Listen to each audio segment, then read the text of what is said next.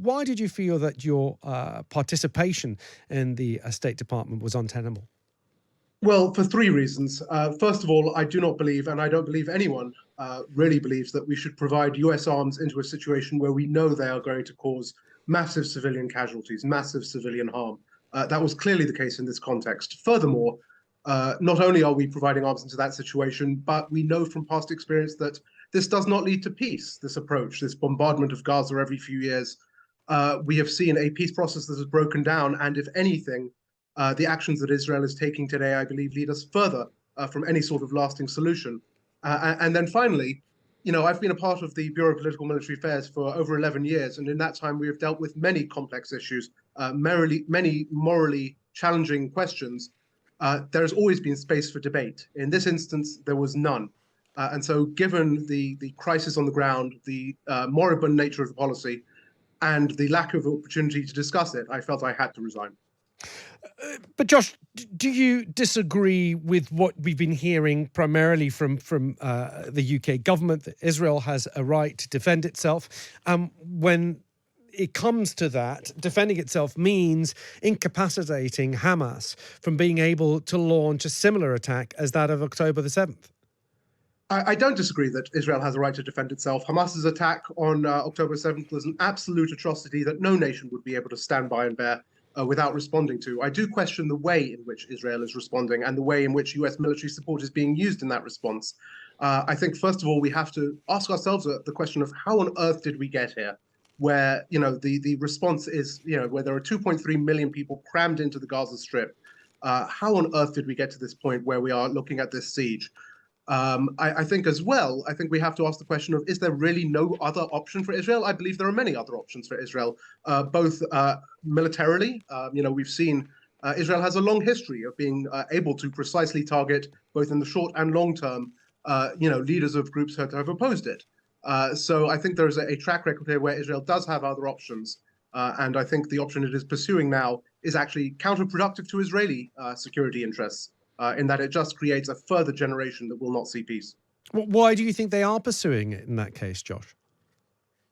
I think the peace process, I say, has broken down, and I think Israel has for a long time viewed its security through this very narrow definition and very narrow interpretation of what security means, where it means repression or it means containing the Palestinian question rather than taking it head on and making the concessions necessary to achieve a lasting peace. I think it's walked itself into a bit of a corner, and we with it.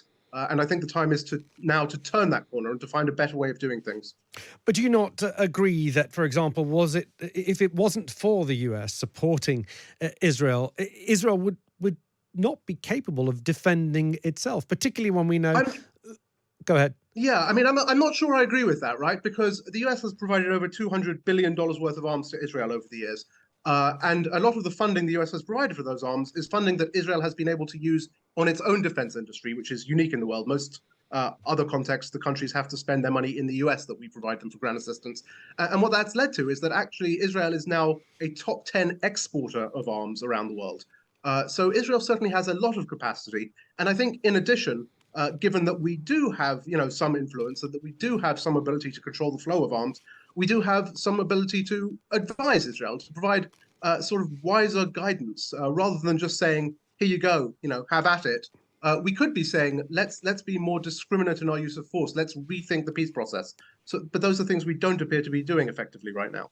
Well, Josh, just before we go, in your view, what would you like to see happen next? Bearing in mind that Israel is in a position where they have just over 200 people trapped or held hostage, we should say, inside the Gaza Strip. Their first priority is to get those people out, returned and reunited with their families in Israel. How do you think they should proceed? Well, I certainly agree that the hostages that are being held in Gaza are a key priority. Not everyone in the Israeli government would agree with that. There have been some who have said the priority is destroying Hamas, and we'll do what we can for the hostages on the side of that. I think the humanitarian situation in Gaza is also a top priority right now, if not even equal or more so, given the number of people affected. And so I think anything we can do to pursue humanitarian assistance, some form of a ceasefire, and a reset before things get even worse than they are now would be vital. And then in the long term, I think we need a radical re-envisioning of what the peace process actually looks like in order to lead to a solution that provides safety and security and peace, not just for Palestinians, but for Israelis as well, because it's clear, again, that what is happening now is not working for either side.